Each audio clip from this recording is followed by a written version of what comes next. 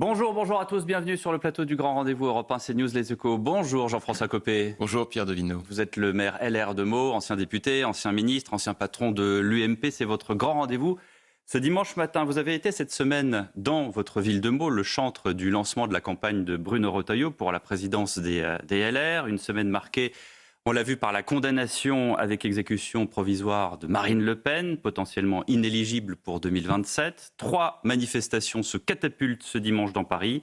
Le RN, LFI et Ensemble pour la République. On vient de le voir dans le journal d'information, un avant-goût de présidentielle anticipée. Nous verrons cela. Pendant ce temps, le ministre des Affaires étrangères tente de renouer avec l'Algérie, avec un déplacement sur place, et que les économies mondiales s'affolent, avec notamment les droits de douane décidés par Donald Trump. Tous ces sujets, nous les commentons ce matin avec Christophe Jacubizine des Échos. Bonjour Christophe. Bonjour. Et Mathieu Bock-Côté. Bonjour Mathieu. Bonjour. Marine Le Pen rassemblera donc tout à l'heure à 15h, place Vauban, ses soutiens, le nouveau Front populaire, place de la République 2 heures avant. Et ajouter à cela le meeting qui était prévu de longue date d'Ensemble pour la République à la Cité du Cinéma à Saint-Denis.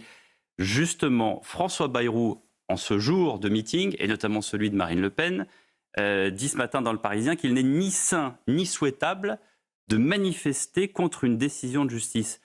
Qu'est-ce qu'il cherche à faire, François Bayrou? Il cherche à museler Marine Le Pen? Oh, j'en sais rien, moi j'ai jamais été son porte-parole, et donc je suis bien incapable de commenter ses propos, qui d'ailleurs sont un peu changeants, parce qu'il y a 3 jours il était troublé.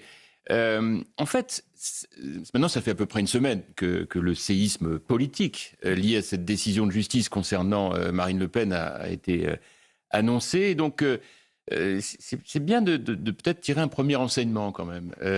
C'est qu'en fait, il y a bien deux couloirs parallèles. En fait. Il y a d'un côté la carrière, le parcours des responsables politiques, avec les moments heureux, les moments plus difficiles. On gagne, on perd, on est élu, on est battu, etc. Et puis de l'autre, en fait, il y a le travail de la justice. C'est-à-dire que lorsque on commet, dans le cadre de son activité politique, quelque chose qui est illégal, et que des sanctions sont prévues, on est jugé, et le cas échéant, on est condamné. Ça s'appelle l'état de droit. Et c'est très exactement ce qui s'est passé cette semaine. Et donc je pense que c'est quand même bien qu'on réfléchisse à tout ça et qu'on n'oublie pas les fondamentaux de la République. C'est que lorsque l'on commet des illégalités et que les juges sont amenés à trancher ces questions, forcément, il y a des contents et des moins contents. C'est le principe de l'état de droit. Ces 2 couloirs étanches, il n'y a pas de procès politique, comme certains ont pu le dire. Écoutez, c'est généralement ce qu'on dit quand on est condamné. C'est pour ça, c'est le principe quand il y a une décision de justice. C'est pas la première fois qu'on dit ça, Jean-François. Ah non, c'est même assez courant. C'est d'ailleurs une des raisons pour lesquelles moi je suis toujours extrêmement réservé sur les conclusions qu'on tire lorsque l'on ne le fait pas en droit, et que c'est bien de temps en temps de faire du droit et de lire les attendus des décisions de justice, parce qu'on se rend compte que c'est fait par des professionnels. Et moi, j'invite tous ceux qui n'ont jamais tort. On remet jamais en cause. C'est pas ce que je dis. La justice des hommes est faite par les hommes, et donc par définition, elle est faite sur la base d'un certain nombre de règles. Et c'est pour ça que moi, j'invite à lire les jugements. Parce que ça permet de mieux comprendre les motivations des juges. Et je rappelle que tout cela nous invite quand même à penser ce que c'est que l'état de droit. L'état de droit, c'est, dans un État, l'idée que le droit prédomine sur le pouvoir politique. C'est ce qui fait la lutte contre l'arbitraire. Vous voyez ce que je veux dire? Et ce point, il est majeur. C'est ce qui fait qu'on est dans un pays de droit, par opposition à une dictature. Mais est-ce qu'il peut y avoir par ailleurs de temps en temps une forme d'arbitraire du droit? Je m'explique. Quand la juge en question génère le concept, je crois, d'ordre public démocratique, un concept qui est un peu inattendu dans les circonstances, lorsqu'elle dit que les positions du RN sur l'Union européenne aggravent en quelque sorte ses responsabilités dans le cas du procès, quand on sait que le syndicat de la magistrature, je ne dis pas qu'elle y est liée, mais pèse véritablement dans la magistrature en France, est-ce qu'il n'y a pas quelquefois un soupçon légitime d'orientation idéologique de la justice? Dans votre raisonnement, je connais bien, mais surtout, il est actuellement fondé et qui a le mérite de la cohérence, vous mêlez beaucoup de choses en réalité. Vous parlez d'un syndicat dont on sait son orientation à gauche, et vous considérez que parce que ce syndicat est à gauche et que c'est un syndicat de magistrats, toutes les décisions qui sont prises doivent être lues. Oui, mais c'est pas du tout ce que j'ai dit. Il y a un soupçon généralisé aujourd'hui, peut-être exagéré, mais est-il fondé? Non, parce que la décision, elle est prise par d'abord un collège de magistrats, et puis surtout, ce qui est intéressant, c'est de regarder qu'est-ce qu'il y a derrière le concept juridique de trouble à l'ordre public démocratique. Parce que le dit comme ça, on dit, mais ça veut dire quoi? Alors, il faut lire la décision. Mais parce que j'ai pris le temps de la faire. Mais écoutez, si vous l'avez tous lu, alors ça va être très rapide, parce qu'on va donc bien parler la même langue. Que disent les magistrats?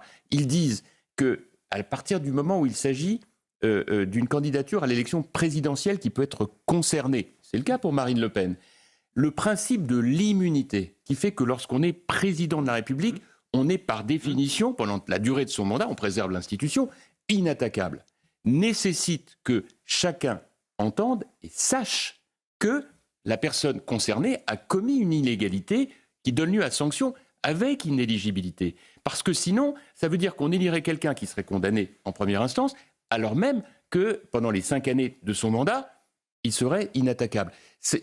Encore une fois, c'est des concepts de droit. On peut les contester, mais je vous rappelle, Maître le Leconte, juge parle de risque de récidive, et Marine Le Pen dit il n'y a pas de question de récidive puisque je ne suis plus député européen. Certes, mais la notion de récidive, la question de récidive, elle est liée à quoi?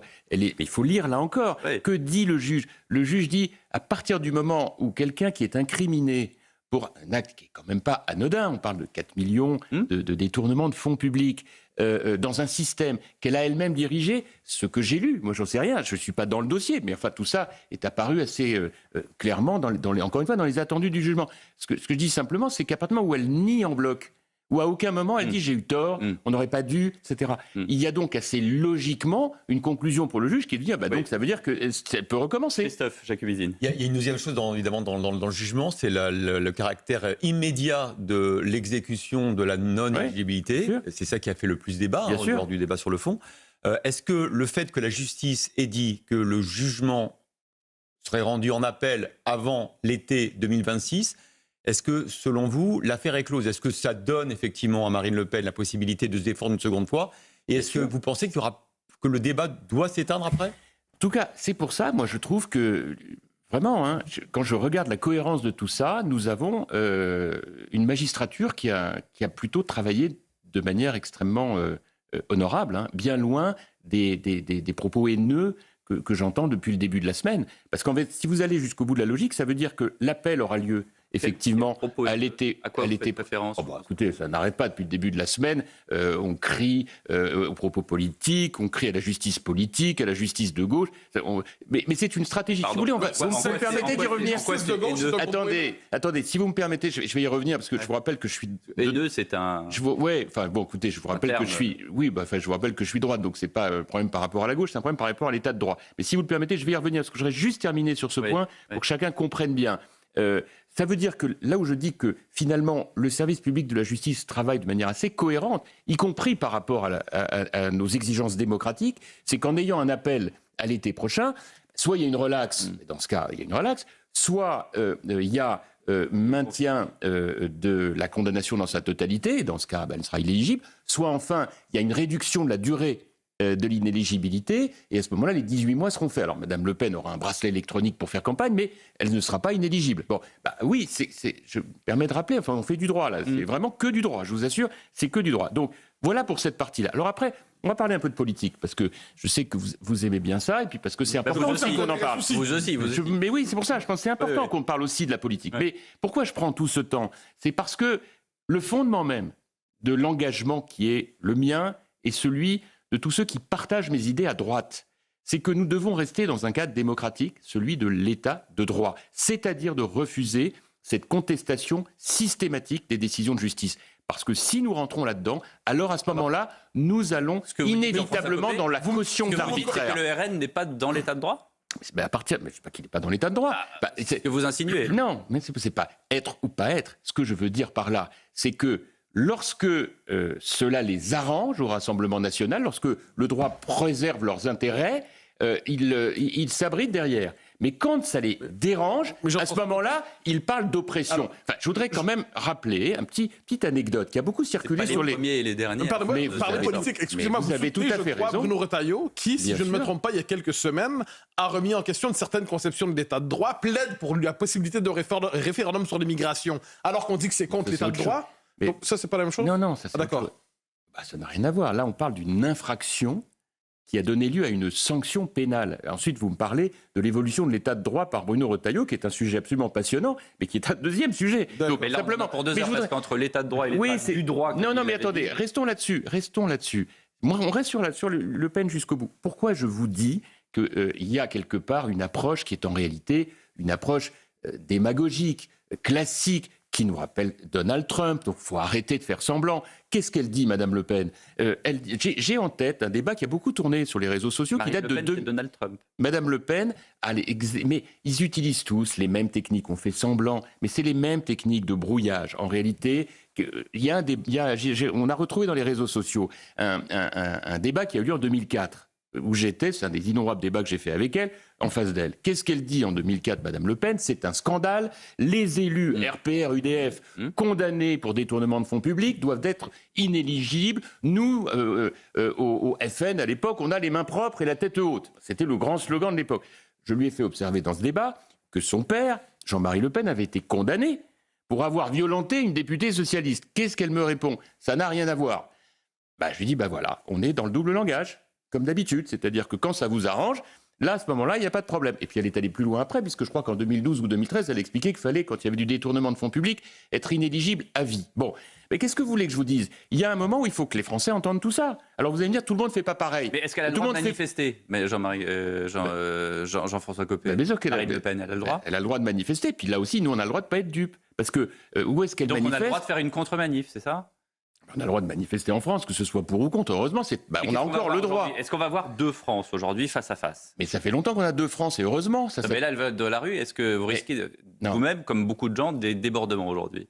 Ça, bien sûr, ça c'est un autre problème. C'est un problème d'ordre public. Évidemment qu'il faut tout faire pour les empêcher. Et c'est d'autant plus risqué qu'on a l'extrême gauche qui est hyper mobilisée comme d'habitude et qui va envoyer ses commandos habituels pour essayer de créer un maximum... Oui, enfin, les mouvements d'ultra-gauche. Et donc, ça, c'est un sujet d'ordre public. Mais encore une fois, pourquoi je vous dis tout ça? C'est parce que je pense qu'il faut que les Français, qui aujourd'hui veulent le rétablissement de l'ordre, et qui, pour beaucoup d'entre eux, sont tentés, et c'est parfaitement compréhensible, de voter pour le Rassemblement national, doivent comprendre tout ça. Et doivent comprendre que parfois, la solution, elle n'est pas du tout dans ces approches de vindicte, de contestation de l'état de droit, alors que quand la droite du gouvernement prend ses responsabilités, elle va au résultat. Vous allez tenter de nous expliquer cela dans quelques petites minutes. À tout de suite sur le plateau du Grand Rendez-vous. Retour sur le plateau du Grand Rendez-vous Europe 1 CNews, les échos avec Jean-François Copé. On en parlait à l'instant de cette grande manifestation de soutien pour Marine Le Pen. Vous avez dit à l'instant, ça les arrange bien au RN de faire ce double langage. Moi, il y a une chose qui m'apparaît, c'est que finalement... Est-ce que cette condamnation de Marine Le Pen et cette inéligibilité potentielle, est-ce que ça vous arrange pas politiquement? Écoutez, vous voulez dire par là si elle peut pas se présenter? Oui. D'abord, si elle peut pas se présenter, j'ai compris qu'elle avait un successeur qui était Jordan Bardella, 29 ans. Ou elle a dit pas le plan B, maintenant. Marine Le Pen. Comment? Elle a dit qu'on parlait pas du plan B. Ça après, s'ils doivent se finir entre eux, moi je vais pas me mêler de ça. Non, mais de toute façon, Jordan Bardella ou pas Jordan Bardella, c'est que dans tous les cas de figure, il y aura. C'est pas une occasion en or pour la droite. Non, c'est pas notre sujet. Nous, on n'est pas élus par défaut. La droite, elle doit se reconstruire complètement et elle a du travail. Ça fait combien de temps qu'on en parle, ça, Jean-François Copé, que la droite doit se reconstruire? Ça fait depuis 2012, donc ça fait des années. Oui. Et c'est pour ça que il y a un énorme travail à faire. Mais vous voyez, typiquement, on parlait de cette manif de Le Pen. On pourrait imaginer que ce soit l'occasion pour elle de faire un peu de contrition quand même, de dire oui, j'ai été condamné, je le reconnais. Mais non, pas du tout. Ça va être un combat politique de victimisation. Nous, à droite, on serait jamais là-dessus, jamais. Parce qu'en réalité, la droite de gouvernement, elle sait très bien ce qui lui en coûte. Ce qui lui en coûterait de contester l'état de droit, parce que c'est ça la différence entre un parti de gouvernement et un parti populiste ou démagogique. Et c'est pour ça qu'on ne se rencontrera jamais, contrairement à tout ce qu'on peut penser. Les électeurs, oui, mais pas les dirigeants. Et regardez ce que cela coûte au Parti socialiste de s'être compromis lamentablement avec l'extrême gauche. C'est tout le péché originel de cette impossibilité de recomposer la gauche, parce que le PS est pris en main par l'extrême gauche. Nous, on a tenu bon, et c'est peut-être le début pour nous d'une vraie espérance. Mais vous ne m'avez pas répondu, est-ce que c'est le moment de reconquérir des électeurs du Rassemblement national? Mais c'est le moment de reconquérir tous celles et ceux qui, dans ce pays, sont extrêmement inquiets de voir l'effondrement de l'ordre et qui se sentent profondément vulnérables. Et c'est à eux que la droite de gouvernement doit parler. Mais pour ça, il faut qu'elle se reconstruise. Christophe. Qu'est-ce que c'est une droite de gouvernement? Vous avez évidemment, vous êtes un allié important de Bruno Retailleau, vous l'avez accueilli à Meaux pour le lancement de sa campagne à la présidence des LR. C'est quoi aujourd'hui une droite de gouvernement par rapport au Rassemblement national, justement? C'est une droite qui assume que, contrairement à ce que raconte Madame Le Pen ou Monsieur Mélenchon, les problèmes auxquels on doit faire face sont complexes et qu'on ne peut pas les régler d'un tour de main en renversant une table ou en expliquant qu'on va virer tout le monde. Les choses sont beaucoup plus complexes que ça et il faut l'assumer auprès des Français. Il faut leur proposer un véritable contrat dans lequel on leur dit « Voilà, nous avons aujourd'hui un ordre international totalement bouleversé. Nous avons un sentiment de vulnérabilité extrême, sécurité, dans la rue, à l'école, aux frontières. Et enfin, dernier élément, il y a une crise de la démocratie. Parce que jamais j'aurais imaginé de voir ça de mon vivant, ni probablement vous, mais aujourd'hui, vous avez des gens qui font 3 procès à la démocratie, en disant 1, elle est inefficace. Vous nous promettez des trucs, vous ne les faites jamais. 2, elle est insincère. Vous êtes là, la main sur le cœur, à nous dire, notamment à droite, on va réformer les retraites, et puis quand il y a le texte, hop, tout le monde se défile. Ou en tout cas, un certain nombre. Donc et puis troisièmement, quand même, un procès en absence de leadership. Bon, donc nous devons être capables de reconstruire tout ça. Vous parliez d'acte de contrition par Marine Le Pen, vous êtes en train de faire l'acte de contrition de la droite républicaine. Si je peux me permettre, c'est pas tout à fait sur le même sujet. Celui de la contrition dont je parle... Mais écoutez, Pierre, excusez-moi, me dites pas peu importe. La contrition dont je parle pour Madame Le Pen, c'est par rapport au fait qu'elle vient d'être condamnée et lourdement à des peines de prison et d'inéligibilité et d'amende. Là, je vous parle d'une contrition politique au sens noble du terme, c'est-à-dire d'assumer ce qui pour moi est la première règle du courage politique, reconnaître quand on s'est trompé. Et c'est tout aussi important, Jean-François Copé, et je pense qu'aujourd'hui, c'est bien de dire que... Mais je ne vous dis pas que c'est pas important, je vous dis que c'est pas de même nature. Est-ce qu'il n'y a pas eu 2 failles dans la Ve République, dans l'histoire de la droite, la première en 1981, la deuxième en 2012, où vous avez à chaque fois, quand je dis vous, c'est la droite républicaine, laissé le pouvoir à la gauche? Ah bah bien sûr, et vous savez pourquoi? Et notamment en 2012, parce qu'on n'a pas fait la politique pour laquelle on avait été élu. C'est ça qu'on a payé. Parce que vous avez été divisé. Est-ce que chacun y est allé de son petit carriérisme? Non, pas en 2012. Honnêtement, en 2012, on était tous derrière Nicolas Sarkozy. Mais il y avait François Bayrou déjà, mais de carrière. Mais nous, à droite, on était rassemblés. Ça veut dire quoi, il y avait déjà François Bayrou? C'est-à-dire qu'il était déjà en train de brouiller les pistes? Non, mais ça, Joker? De carrière. Il a toute sa vie là. Moi, depuis que je suis petit, j'ai toujours vu faire ça. Ça veut dire quoi? Il était candidat, il n'était jamais avec la droite, etc. On va pas refaire l'histoire, c'est dépassé maintenant. Ça intéresse ceux qui n'ont peut-être pas suivi ça. Oui, si vous voulez, je peux vous dire, mais on se souvient tous que François Bayrou, il a appelé à voter Ségolène Royal contre Nicolas Sarkozy en 2007, par exemple. Bon, mais c'est loin maintenant. Le vrai sujet, si vous voulez, c'est que nous payons le fait d'avoir jamais fait la politique pour laquelle on avait été élu, notamment dans ces dernières années. C'est pour ça qu'on a perdu en 2012. Donc, il faut tirer les enseignements de tout ça. Nous devons faire la politique à laquelle nous croyons plutôt que d'être obsédés d'aller chercher les gens qui n'ont pas voté pour nous. Il faut proposer ce contrat-là. Et si on veut le proposer, moi j'avais un terme d'ailleurs, c'était la droite décomplexée. Qu'est-ce que c'est la droite décomplexée? C'est une droite qui est étanche avec le Front National, parce qu'on n'a rien à se dire, mais qui en revanche est parfaitement claire par rapport à la gauche, d'assumer une politique d'ordre et de progrès.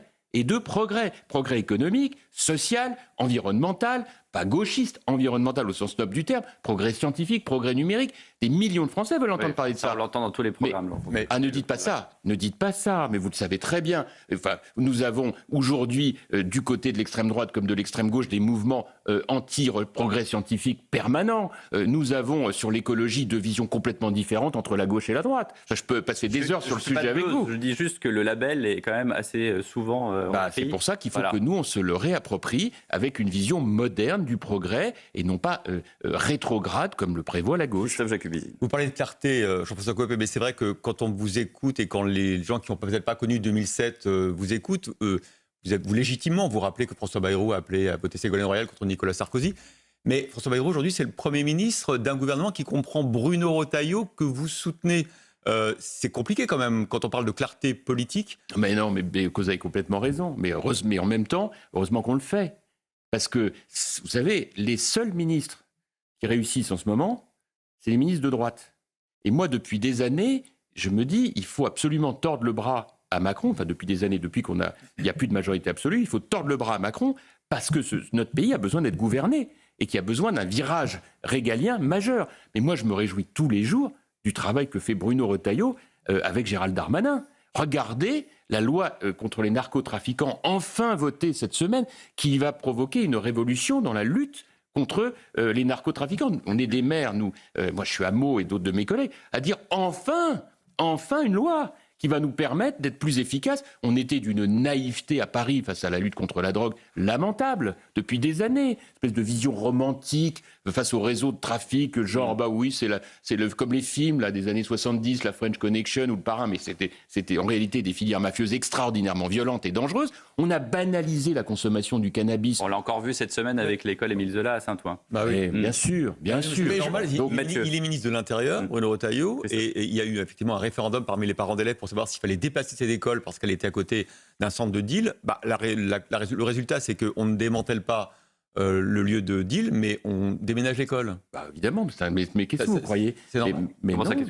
Mais c'est le résultat du déni de réalité à Paris et qui s'est aggravé, il faut bien le dire, ces dernières années, parce que comme les maires sont les seuls Français avec les détenus à ne pas avoir le droit d'être députés, ils ne peuvent pas aller raconter à Paris ce qu'ils vivent sur le terrain. Le maire de Saint-Ouen qui disait que Bruno Retailleau fragilisait le ciment de notre République. Oui, c'était par rapport au dossier algérien en octobre dernier. Ça n'a rien à voir. Vous me parlez de l'école de Saint-Ouen, vous me rajoutez la... Non, mais je vous dis une déclaration du maire de Saint-Ouen. Oui, mais il est de gauche. D'accord, c'est autre chose. Restons sur notre sujet. Disons les choses. Mais notre sujet, c'est le déni de réalité d'un certain nombre de responsables politiques qui, pendant des années, n'ont pas voulu voir que, à force de fumer gentiment du cannabis, la dose de THC dans le cannabis est passée de 10 à 30%, et qu'aujourd'hui, le niveau de dépendance de ceux qui en consomment est dramatique, notamment quand ils sont jeunes. Et vous avez encore des intellos pour dire pourquoi on ne banaliserait pas? C'est une folie. Il faut faire une guerre totale, et je suis ravi que enfin un ministre de l'Intérieur et un ministre de la Justice ensemble aient pris des mesures qu'ils ont prises cette semaine. Jean-François Copé, j'y reviens, vous dites qu'il faut être capable de se donner les moyens d'agir, ce que dit aussi Bruno Retailleau. Et je reviens sur mon exemple de tantôt qui me semble pas complètement mauvais.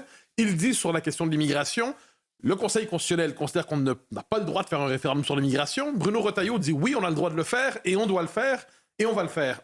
Donc, dans les circonstances, est-ce que Bruno Retailleau, vous le suivez sur ce désaccord avec le Conseil constitutionnel? Est-ce que le Conseil constitutionnel se trompe dans l'interprétation du droit sur l'immigration? C'est-à-dire, après, alors ça, c'est une question de droit. C'est une question politique aussi. Oui, vous avez tout à fait raison. Mais quand on lit l'article 11 de la Constitution, on sait que cela ne peut porter que sur des questions économiques et sociales, l'immigration. Donc ça veut dire qu'il faudra... économique et sociale aussi. Bien sûr, mais pas seulement. Donc si c'est une question qui a trait à l'économique et sociale sur l'immigration, elle sera jugée constitutionnelle. Si ça ne l'est pas, il y aura forcément un débat et, le cas échéant, peut-être une question prioritaire constitutionnelle. Donc, moi, mon point là-dessus est très simple, c'est que ça doit être le sujet d'une campagne présidentielle et, le cas échéant, d'une révision de la Constitution. Et c'est exactement ce que dit Bruno Retailleau. C'est pas un sujet médiocre, c'est un sujet majeur. Et je pense que ça n'est pas absurde d'élargir le champ référendaire sur des questions régaliennes que le général de Gaulle, en 1958, n'avait pas forcément, et les constituants de l'époque n'avaient pas forcément prévu. Vous savez, moi, par ailleurs, je suis pour un retour très, très, très volontariste au texte originel de la Ve République. Parce que le génie des constituants... Avant la prise de pouvoir du Conseil constitutionnel qui s'est attribué du pouvoir pas depuis les années 70. Non, pas du tout. Alors, j'ai mal compris. Oui, vous avez mal compris, mais vous n'avez pas mal compris, c'est qu'on est très différents là-dessus, vous et moi. C'est-à-dire que vous faites partie de cette école d'intellectuels tout à fait respectable, mais qui n'est pas la mienne, qui considère qu'il y a un gouvernement des juges qui viendrait empêcher les décisions politiques. Or, je rappelle... Bruno Retailleau a dit qu'il y avait des juges rouges. Mais c'est autre chose. Arrêtez. Oui, il y a des juges qui ont des opinions politiques de gauche. Il y en a d'autres qui ont, je prends mon risque, je le sais, des opinions politiques de droite. C'est la vie, c'est pas grave. Le sujet, en réalité, c'est le droit. Et nous avons dans notre état de droit des échelles, des échelons. Première instance, appel, droit constitutionnel, Conseil constitutionnel, qui permettent d'avancer sur ces sujets. Donc mon point, c'est simplement de vous dire. Revenir aux fondamentaux de la Ve République, c'est redonner un véritable pouvoir la Cour suprême en France, c'est le peuple. Vous êtes d'accord avec lui? Oui, enfin, le général de Gaulle, il a dit aussi la Constitution, c'est des institutions, un esprit, une pratique. On revient dans un instant sur le plateau du Grand Rendez-vous avec Jean-François Copé. Retour sur le plateau du Grand Rendez-vous avec Jean-François Copé. Que proposez-vous, puisqu'on parle du renouveau de la droite, de cette droite de progrès? Pardonnez-moi, mais c'est vrai que ça me rappelle des slogans de films de Jacques Tati et de Louis de Funès, la droite de progrès. Et, je crois qu'il y avait un film avec Louis de Funès comme ça, avec un programme politique. C'est aimable, vous auriez pu parler à d'autres films comiques pour le même prix. Avoir d'autres références, voilà. J'en conviens tout à fait, Jean-François Copé. Mais une question très concrète, qu'est-ce que vous proposez aujourd'hui? Parce que c'est un des sujets majeurs, et on en parle souvent sur CNews et sur Europe 1. Qu'est-ce que vous proposez contre l'entrisme islamiste?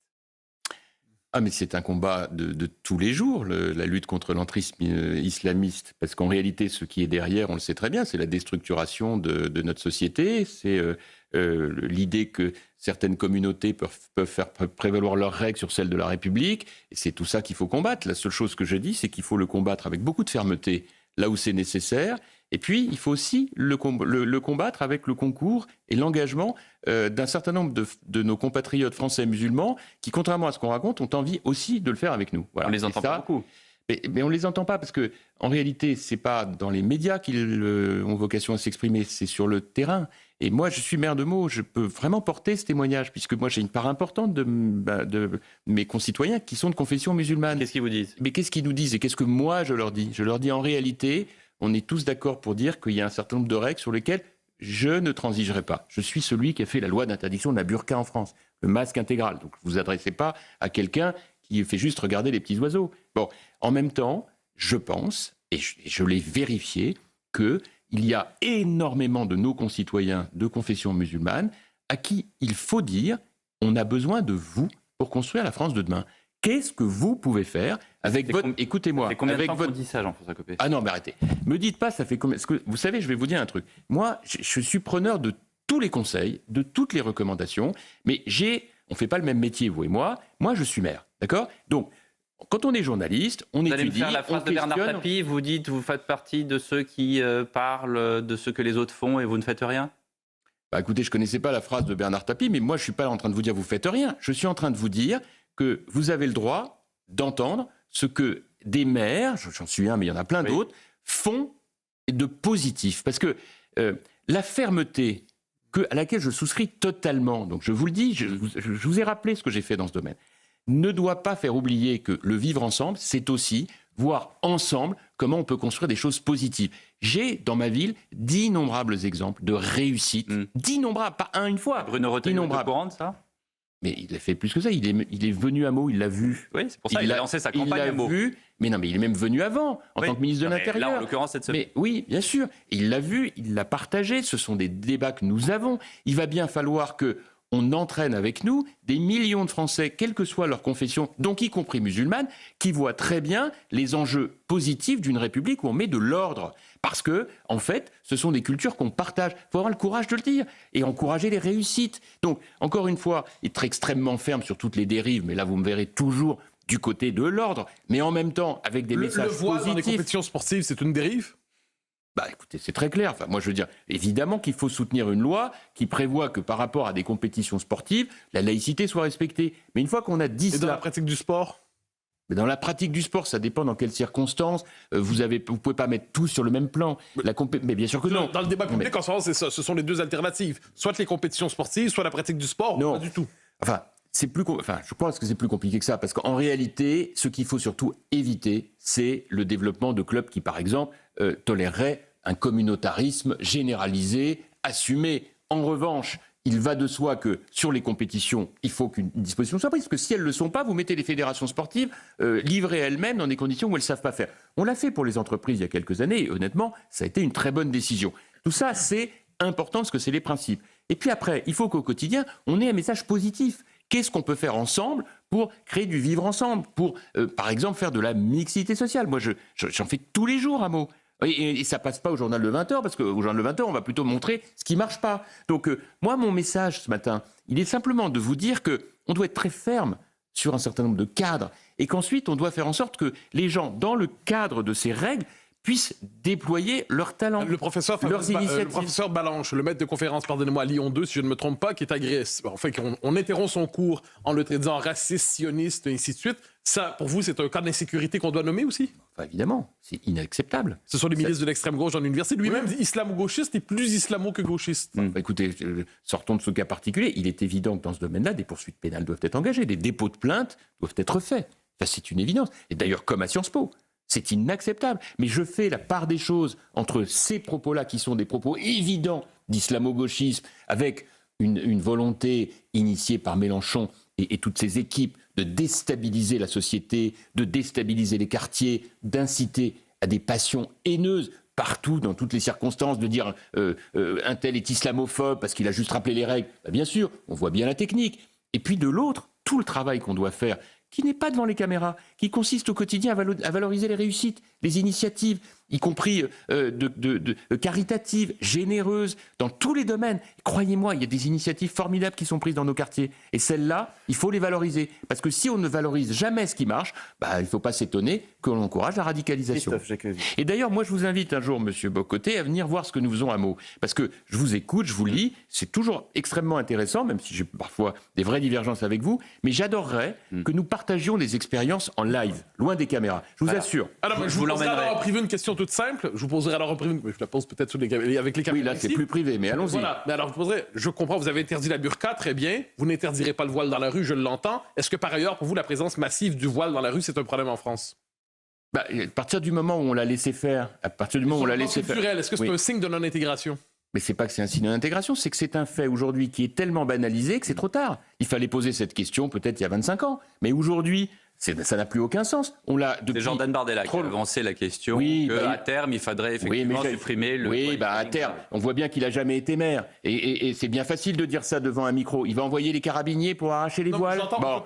Faut pas dire n'importe quoi non plus. Tout ce qui nous dérange, j'entends. Mais est-ce que le voile, à grande échelle, vous dérange?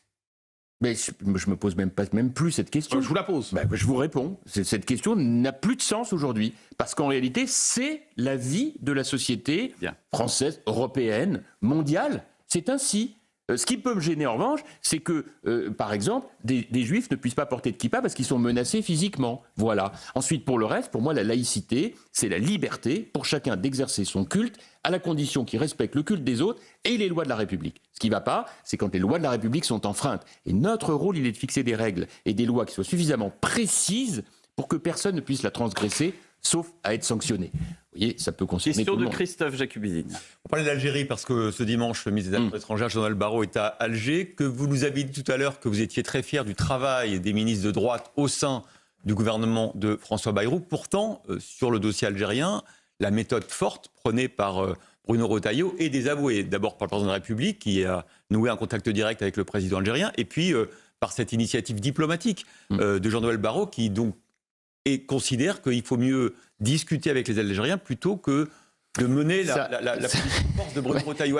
À quoi ça sert d'être au gouvernement? Mais ça, je vais vous dire, ça c'est les attaques de Laurent. C'est les attaques de Laurent Wauquiez systématiques pour dire du mal de Bruno Retailleau. Alors je vais vous dire une chose. Heureusement que Bruno Retailleau sur l'Algérie a pris la position qu'il a prise, parce que ça a été l'élément déclencheur qui a permis à chacun de comprendre la réalité de nos relations avec l'Algérie. Et deux, la nécessité des deux côtés de la Méditerranée de faire bouger les lignes. C'est bien parce qu'il a évoqué, l'idée de riposte graduée, deux, qu'il en avait ras-le-bol, comme des millions de Français, que des OQTF renvoyés chez eux en Algérie, l'Algérie ne les accepte pas et que cela conduise au drame comme celui de Mulhouse. Mais vous croyez que ça va changer, ça? Je ne sais pas si ça va changer. Ce que je sais, c'est que désormais, la question, elle est sur la table. Et elle est sur la table parce qu'elle a été posée par Bruno Retailleau, en tant que ministre de l'Intérieur. Donc non seulement il était dans son rôle, mais j'ai la conviction qu'il va faire sérieusement bouger les lignes. D'ailleurs, ça s'inscrit dans un mouvement plus vaste, puisque d'autres responsables politiques ont demandé à ce que les accords de 68 soient revus. Et c'est ce qui fait que Emmanuel Macron lui-même est obligé de bouger et de prendre des initiatives. Donc en fait, tout ça, c'est un continuum plutôt assez habile. Rien que pour ça, je trouve que c'est bien que la droite de gouvernement soit rentrée dans le gouvernement et que Bruno Retailleau soit à l'intérieur. Mais en attendant, c'est Jean-Noël Barrot qui a la main avec c'est normal, il est ministre des Affaires étrangères. Il était à votre place il y a quelques semaines et il disait que la méthode forte, ça ne marchait pas. Oui, il n'a pas dit que ça. Non, je l'avais en face de moi, pardonnez-moi. Oui, oui, d'accord, mais parfois il n'est pas en face de vous, il dit aussi d'autres trucs. Et là, il a dit... Il y a plus d'1 million de téléspectateurs et d'éditeurs. Oui, il a dit, alors je ne sais pas ce jour-là combien il l'écoutait, mais c'était des propos publics, que de la même manière, il se rendait en Algérie, non pas du tout dans un esprit, de baisser la tête, mais bien dans l'esprit de poser les mêmes questions que ce que posent les pouvoirs publics français à juste raison. Nous avons des enjeux de coopération sécuritaire avec l'Algérie et il faut arrêter ces susceptibilités qui sont inacceptables. Il y a au centre de ce dossier algérien, bien sûr, le cas de Boualem Sansal, qui est extrêmement sensible. Évidemment. Est-ce que, pour autant, admettons que Boualem Sansal soit libéré, est-ce qu'après, dans un scénario idéal, Bruno Retailleau pourra toujours revenir avec la question des OQTF? Ou est-ce que ça sera plus difficile de le faire, étant donné qu'il y aura eu une négociation, une libération, une... Attendez, là, je ne sais pas de quoi on parle. Là. Attendez, la question de Boualem Sansal et de sa libération, c'est pas une négo. Enfin, c'est un acte extrêmement condamnable à tous égards. On est d'accord. Et qui montre, vous et qui doit être... connaissez la diplomatie comme moi, donc... Oui, enfin, ou comme Jean-Noël Barrot. Oui, enfin, la diplomatie, c'est pas dès lors que vous avez enfin libéré Boualem Sansal, qui est aujourd'hui le martyr d'une situation absolument effroyable. Du coup, vous pouvez ne pas récupérer vos OQTF, qui par ailleurs sont susceptibles de générer des attentats extrêmement graves sur notre sol. Bon, donc il va pouvoir continuer à travailler, Bruno Retailleau. Mais vous blaguez ou quoi? Mais enfin, non, écoutez, attendez, mais c'est pas le gouvernement. Vous poser une question. Oui, mais c'est. Vous posez une question, vous montez sur vos grands. Non, pas du tout. Mais reconnaissez que. Pardonnez-moi, ça va durer 10 ans, comme on dit. Oui, enfin, en même temps, si vous voulez que je réponde tout ce que vous voulez que je vous dise, j'ai pas de problème. Ça fait plus une émission. Vous voyez. Bon, donc voilà. Donc pourquoi je vous dis tout ça? C'est tout simplement parce que c'est pas le président algérien qui va décider du nom des ministres de l'Intérieur français. Enfin, ou alors, j'ai pas compris, il y a un truc qui m'a échappé. C'est parfaitement clair. Oui, mais parce que nous avons malheureusement... Diriez-vous que c'est une forme de gérance étrangère? Non, mais on a un problème dramatique dans notre relation avec l'Algérie, qui est un pays que je connais bien. C'est que malheureusement, tout est bon à chaque fois en Algérie quand on a des problèmes locaux, enfin des problèmes internes, pardon, pour... prendre la France comme bouc émissaire. On n'est pas dupe, on le sait. Et d'ailleurs, lire la presse algérienne. Exactement. On va en parler dans un instant. C'est pour ça que je répète, Bruno Retailleau a bien fait de poser cette position. Après une nouvelle pause, à tout de suite sur le Grand Rendez-vous. Dernière partie du Grand Rendez-vous avec Jean-François Copé. Avant de parler de la situation et des questions internationales, Jean-François Copé, une question sur votre choix, celui de soutenir Bruno Retailleau, plutôt que Laurent Wauquiez. Pourquoi Bruno Retailleau? Et est-ce que... ça ne nous rappelle pas quand même les éternelles, j'allais dire, divisions de la droite. Vous en avez fait les frais à l'époque avec François Fillon. Il y avait ce match Copé-Fillon. Il y a eu un match précédent dans les années 90, et on s'en souvient tous, c'était Chirac-Balladur. Je ne vais pas citer tous ceux qu'il y a eu avant. Mais... Non, mais enfin, vous avez raison. Mais en même temps, la politique, c'est aussi la confrontation. Et après, il y a un gagnant et un perdant. Et le perdant, il est bien qu'il s'incline devant le gagnant. C'est le principe. Mais au-delà de ça, pourquoi j'ai choisi Bruno Retailleau? Tout simplement parce que au-delà du caractère, de la personnalité, de la nouveauté aussi, parce qu'on a besoin de nouveauté de la personnalité de Bruno Retailleau, je vois son rapport à l'opinion publique. Aujourd'hui, il fait 2 à 3 fois les scores en termes de sondage d'un Laurent Wauquiez qui est là depuis longtemps, et dont je vois qu'il a beaucoup de mal à être au-dessus des 4-5%. Et nous avons aujourd'hui, les Français de droite, ils ont besoin de renouer avec quand même l'espérance de victoire, parce que notre vocation est d'être au gouvernement. Et donc je pense qu'il faut que chacun entende que les militants LR, leur vote va avoir une responsabilité considérable sur la suite. Et donc il est, de mon point de vue, indispensable, dès lors que la dynamique existe, et je la vois partout, de permettre à Bruno Retailleau de faire une différence et d'incarner une nouvelle droite. Et j'en comprends donc que le résultat de ce vote, ce sera la droite choisit son candidat à la présidentielle. Je ne sais pas, parce que vous savez, on verra ce que sera la suite. Mais en tout cas, je pense qu'il faut... L'espérance de la victoire en lien avec l'opinion publique, j'ai l'impression qu'il y a une... quand même, en même temps, vous savez quoi? Il faut qu'on se mette à faire un programme à nouveau. Il faut qu'on travaille. Il faut qu'on aille sur le fond des choses. Il faut qu'on ait à la tête de notre parti quelqu'un qui écoute, qui rassemble, qui incarne un leadership, qui ne soit pas dans la menace, mais plutôt dans l'affect. Et Laurent Wauquiez est incapable de faire ça? Écoutez, en tout cas, moi, ce que je vois depuis ces dernières années, c'est que c'est une descente aux enfers. Et qu'il y a quand même... aux enfers. Bah oui, écoutez, depuis 2017, on perd tout. On perd tout. Et on perd tout, alors même que Laurent Wauquiez a quand même largement imprimé nos différents combats. Donc, il faut en tirer les conséquences. C'est pas par plaisir que je vous dis ça. Je préférerais que tout ça soit limpide, mais ça l'est pas. Et je vois aujourd'hui un Bruno Retailleau qui pose les bonnes questions, qui est assez courageux. Vous savez, l'affaire des retraites, elle est restée dans beaucoup d'esprits quand même. Hein. Sur les retraites, il fallait tenir bon. Et au Sénat, sous l'impulsion de Bruno Retailleau, on a tenu bon. À l'Assemblée, ça a été beaucoup plus flottant.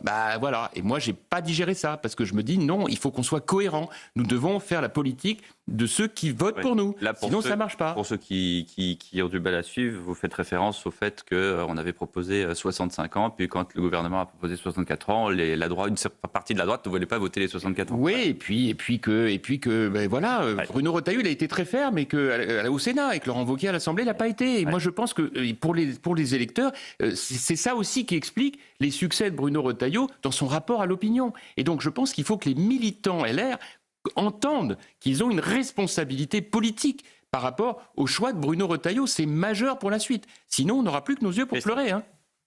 On va parler de guerre militaire et de guerre commerciale. Guerre militaire d'abord, avec de nouveaux missiles russes sur la capitale ukrainienne cette nuit, Kiev. Est-ce que vous pensez, alors qu'il y avait un accord de paix, enfin en tout cas de cesser le feu sur la mer Noire, est-ce que vous avez l'impression que les Russes ont vraiment envie de jouer cette carte de la négociation, comme le dit Donald Trump? Vous savez, Donald Trump nous avait promis que s'il était élu, il allait régler le problème ukrainien en quelques jours. Moi, j'avais jamais imaginé que dans son esprit, ça voulait dire discuter directement avec Poutine, étrangler l'Ukraine et trahir ses alliés européens. Moi, je n'avais pas imaginé un cauchemar pareil. Bon, c'est ce qui arrive. Résultat des courses, on a quoi aujourd'hui? Une légitimation des invasions. Alors, je vais vous dire, les Chinois, ça doit les faire cogiter sur Taïwan, parce que ça veut dire ça. Et à mon avis, Taïwan, bien avant le Groenland, bien avant le Groenland ou le Canada.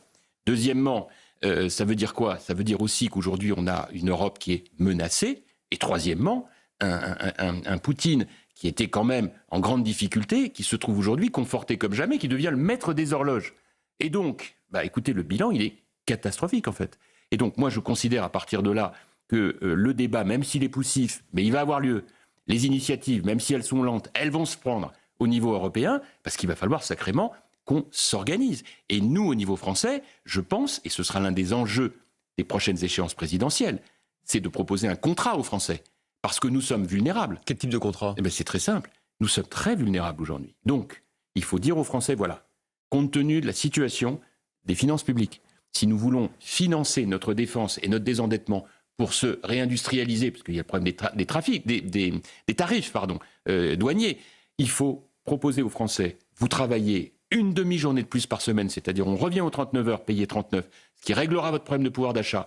On ira jusqu'à 65 ans, et avec la croissance générée par ce travail supplémentaire, on financera votre sécurité et la baisse des déficits. 39, ce contrat-là, 35 ans. Écoutez, vous savez quoi? La situation est tellement grave, il faut que les Français prennent conscience de tout ça. Or, ce qui est très intéressant aujourd'hui, c'est que dans les sondages, on voit que les Français veulent qu'on se réarme, mais quand on leur dit est-ce que vous êtes prêts à travailler plus ou moins, ils vous disent non. Alors il faut faire un travail de partage et de dialogue avec eux pour leur dire on n'a pas le choix.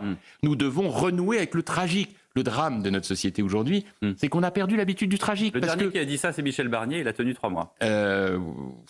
Ouais, enfin. Ah, il l'a dit. Bien sûr qu'il l'a dit. Mais moi aussi, d'ailleurs, je l'ai dit. Mais il a tenu 3 mois pour d'autres raisons, en fait. On entend bien. Mais oui, mais c'est très important. Il a tenu 3 mois pour d'autres raisons. Parce que qu'est-ce qui s'est passé? C'est que Mme Le Pen, elle a voté.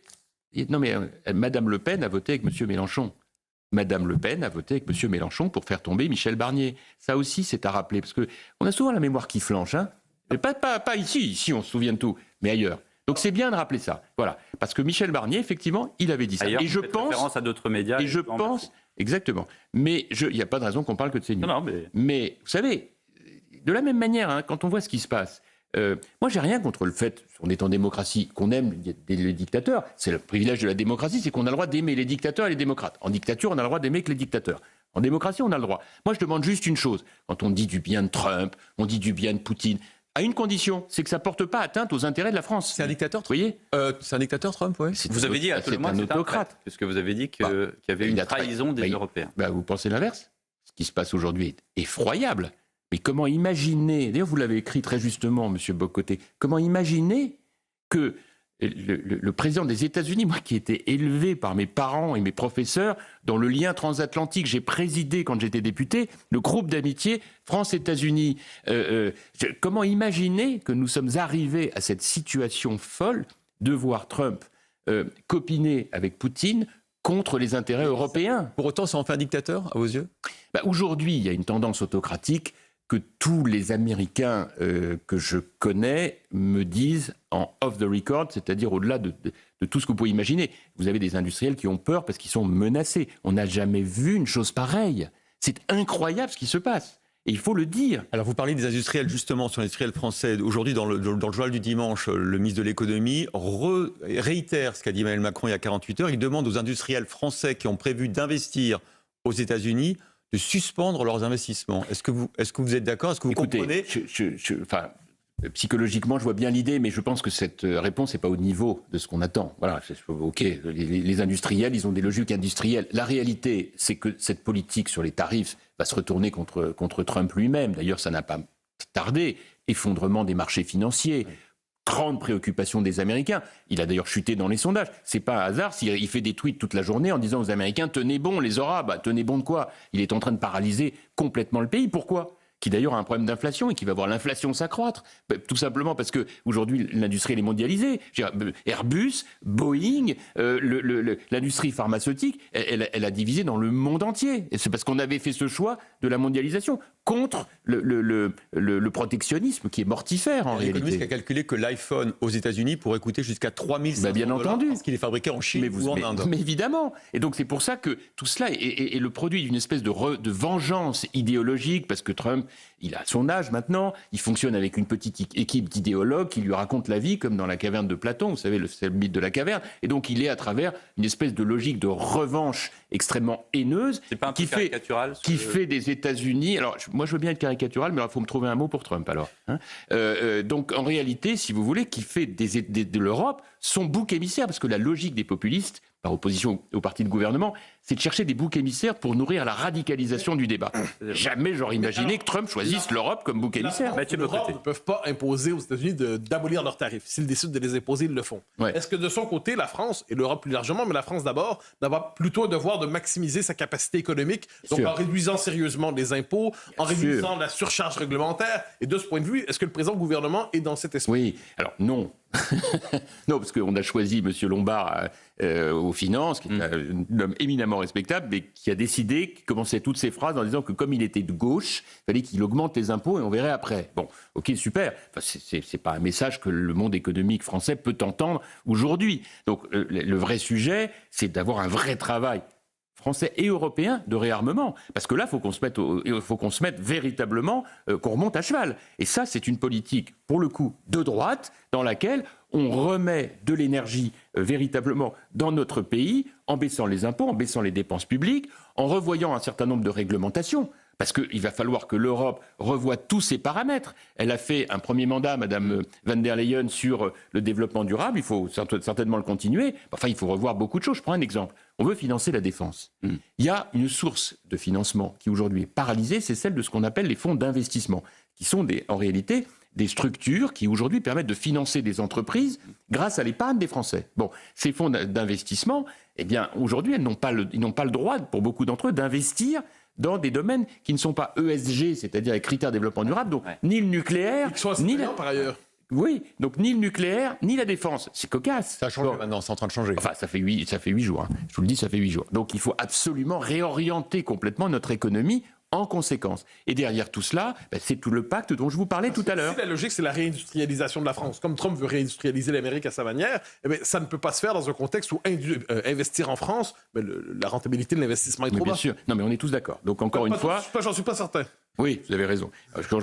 Absolument. Enfin, on est tous les deux d'accord là-dessus. Ce qui est pas mal, il faut le souligner. Donc oui, bien sûr. Mais cette reconquête de souveraineté, elle doit se faire sur l'alimentation, elle doit se faire sur le médicament, elle doit se faire sur l'énergie, vive le nucléaire, et elle doit se faire sur la défense. Et puis, naturellement, il faut repenser nos alliances aussi. Parce qu'on va avoir des nouveaux alliés. Hein. C'est obligé. On va avoir le Canada. Mais dans 4 ans, on va avoir la Turquie. Parce que la Turquie aussi, elle peut avoir des alignements d'intérêts. Et une grande diplomatie, c'est d'abord l'alignement des intérêts. Donc tout ça va bousculer complètement le jeu. L'Europe va peut-être, à cette occasion, pouvoir organiser son rebond, dès lors qu'elle a perdu l'allié historique qu'est l'Amérique. Et vous, votre rebond, personnellement, Jean-François Copé, c'est quoi? Aux côtés de Bruno Retailleau, qu'est-ce que vous visez? Qu'est-ce que vous ambitionnez? Écoutez, moi, à titre personnel, d'abord, j'avais prévu d'être très loin de tout ça. Et si j'ai décidé, après cette lamentable dissolution, de revenir dans le débat public, c'est parce qu'il m'a semblé que l'expérience professionnelle qui était la mienne pouvait éventuellement être utile à ceux qui veulent reconstruire une droite décomplexée. Non, mais ça, c'est autre chose. Vous savez, alors là, je vais vous dire, d'abord, moi, j'ai commencé ma carrière avec Guy Druth, qui m'avait dit une haie après l'autre. Vous savez, le champion olympique. Hein. Oui. Donc, une haie après l'autre. Donc, la première étape, elle est déjà de faire en sorte qu'on retrouve un leadership chez les Républicains. Et je pense que Bruno Retailleau peut être cet homme-là. Et c'est ce que je dis aux militants LR qui vont voter le 17 mai prochain et qui peuvent adhérer jusqu'au 17 avril prochain. Merci Jean-François Copé. Merci à tous de nous avoir suivis. Très bon dimanche sur nos 2 antennes.